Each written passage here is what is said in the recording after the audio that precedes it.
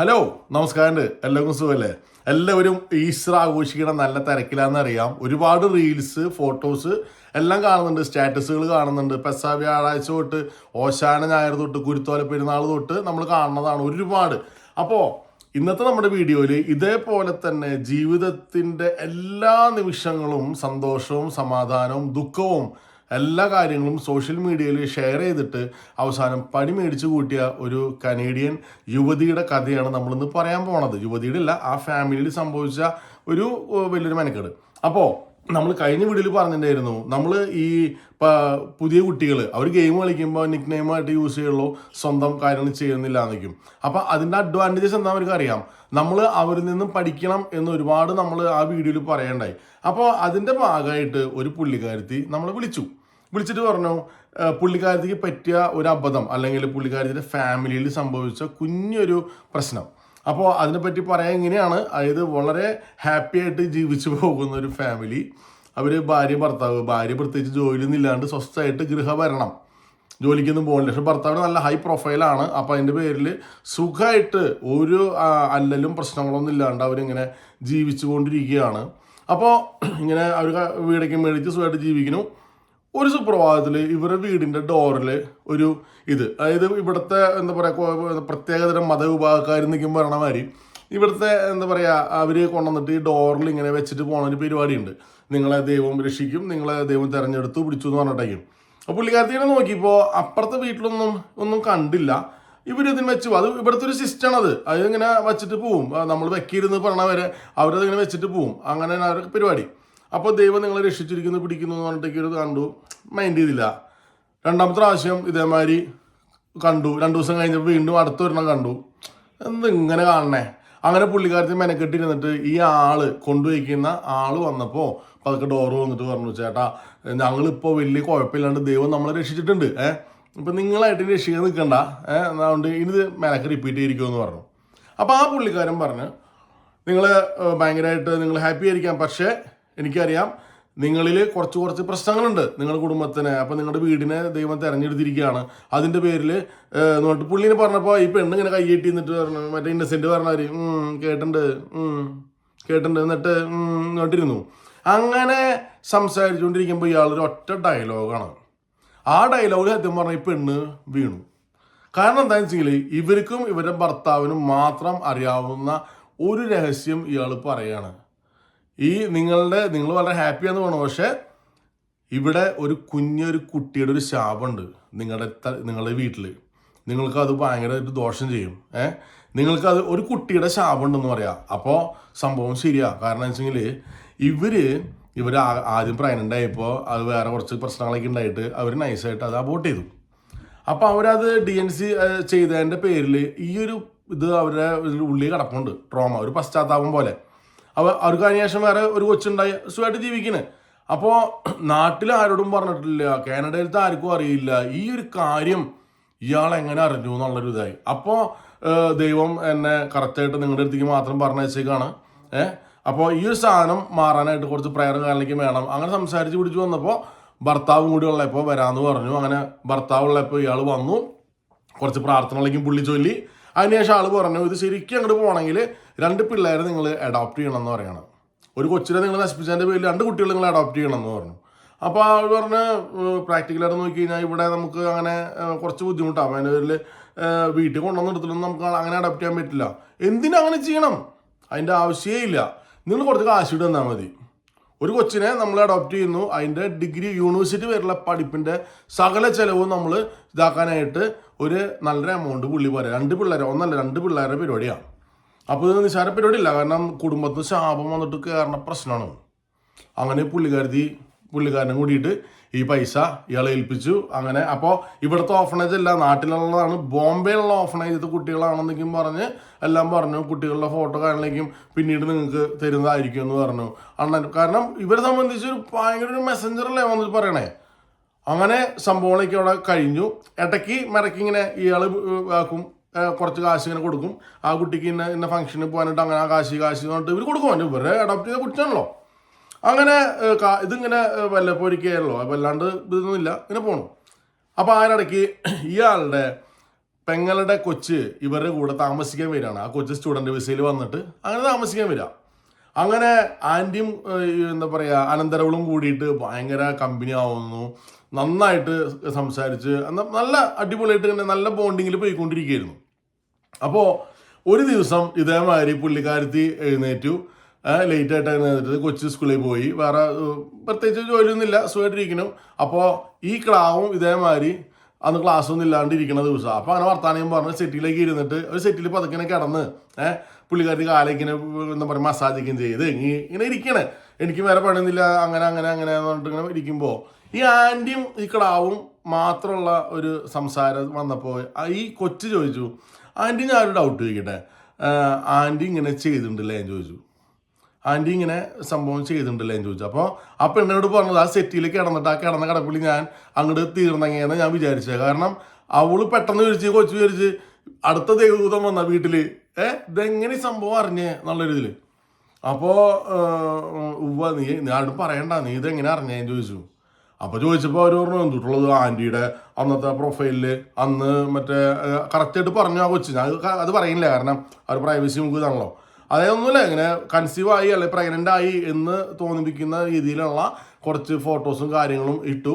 ഒരു 4-5 മാസം കഴിഞ്ഞപ്പോൾ മരണത്തിൻ്റെതായിട്ടുള്ളവർ ഇട്ടു. അപ്പോൾ എനിക്കത് മനസ്സിലായി എന്ന് പറഞ്ഞു. എനിക്ക് അന്ന് തോന്നിയിരുന്നു അതെന്ന് പറഞ്ഞു.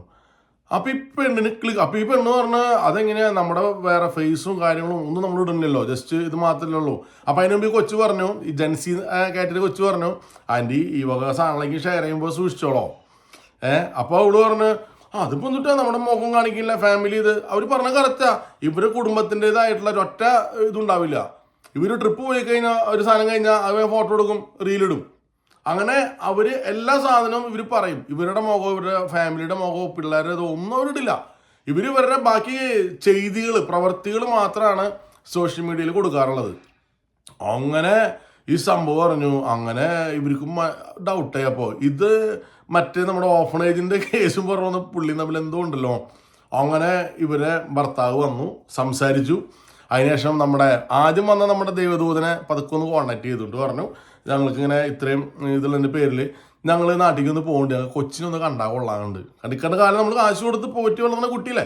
അപ്പോൾ ഞങ്ങൾ ഫാമിലി ട്രിപ്പ് അടിക്കണം, അങ്ങോട്ട് പോകാനാന്ന് പറഞ്ഞു. അങ്ങനെയൊന്നും പോകാൻ പറ്റില്ല, അവിടേക്ക് അങ്ങനെ നമ്മൾ ചെല്ലാൻ പാടില്ല, ആ കുട്ടിക്ക് അതിൻ്റെ അന്തസ്സുണ്ട്, കാര്യങ്ങളുണ്ട്, അങ്ങനെയാണ് ഇങ്ങനെയാണ്. ഇയാൾ കുറേ കിടന്നു വരുന്നുണ്ടു.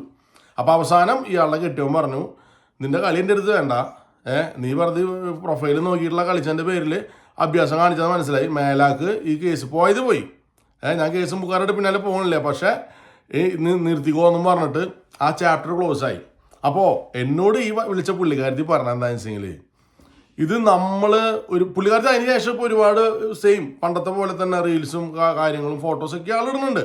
അവർ പറഞ്ഞ കാര്യത്തിലേ ഉള്ളൂ, നമ്മുടെ ഡീറ്റെയിൽസ് നമ്മളെന്താണോ മനസ്സിൽ കാണുന്നത്, നമ്മൾ സോഷ്യൽ മീഡിയ പോലത്തെ ഒരു പ്ലാറ്റ്ഫോമിലേക്ക് ഒരു സാധനം എടുത്തിടുമ്പോൾ അവിടെ നമ്മളുടെ മനസ്സിൻ്റെ അവസ്ഥയും സകല സാധനം അവിടെ രജിസ്റ്റർ ആവുക. അപ്പോൾ ഇത് പറഞ്ഞപ്പോൾ എനിക്ക് അത്ര അങ്ങോട്ട് ഇതായില്ലേട്ടാ. ഞാൻ എന്ത് ചെയ്യുന്നു അറിയാം, എനിക്ക് പരിശോധിക്കാനുള്ള ഈ സാധനം ഇന്നലെ രാത്രി, അതായത് ഇന്നിപ്പോൾ ഇവിടെ ശനിയാഴ്ചയാണ്, വെള്ളിയാഴ്ച രാത്രി ഞാൻ വീട്ടിൽ വന്നിട്ട് കിടക്കാൻ സമയത്തേക്ക് വെറുതെ എൻ്റെ ഫോണിൽ ഞാനൊരു സ്റ്റാറ്റസ് അപ്ഡേറ്റ് ചെയ്തു.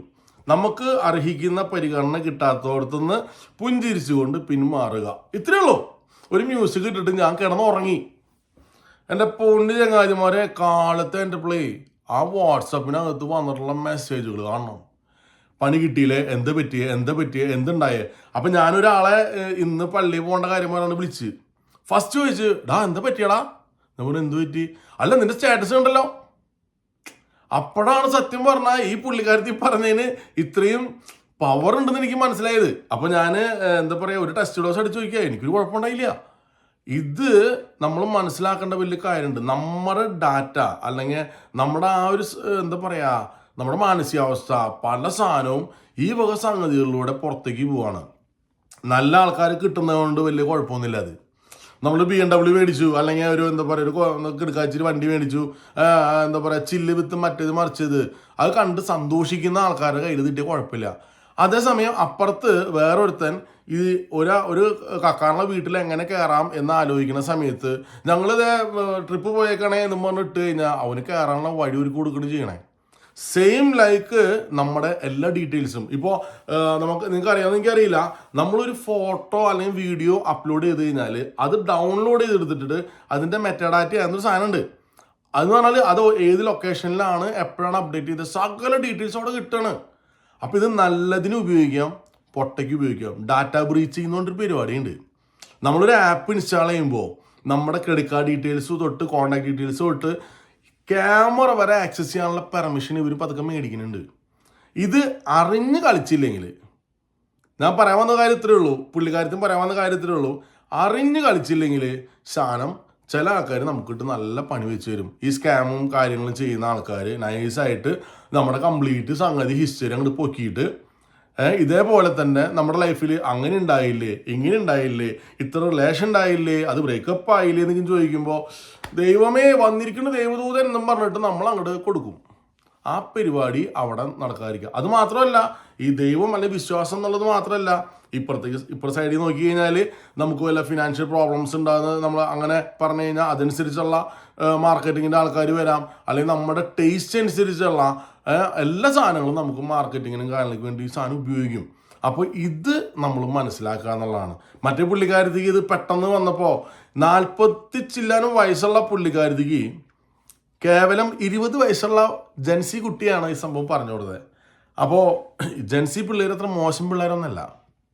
അവർക്കിപ്പോൾ അവർ റിലേഷനിലാണ്, ബ്രേക്കപ്പ് ചെയ്യുമ്പോൾ ഇട്ട് കഴിഞ്ഞാലും വേറെ നാളെടുത്തത് വന്നാൽ അവർ കറക്റ്റിട്ട് പറയാം എൻ്റെ പ്രൊഫൈൽ കിടക്കണില്ല പോടെ കാണുന്നെന്ന് പറയും.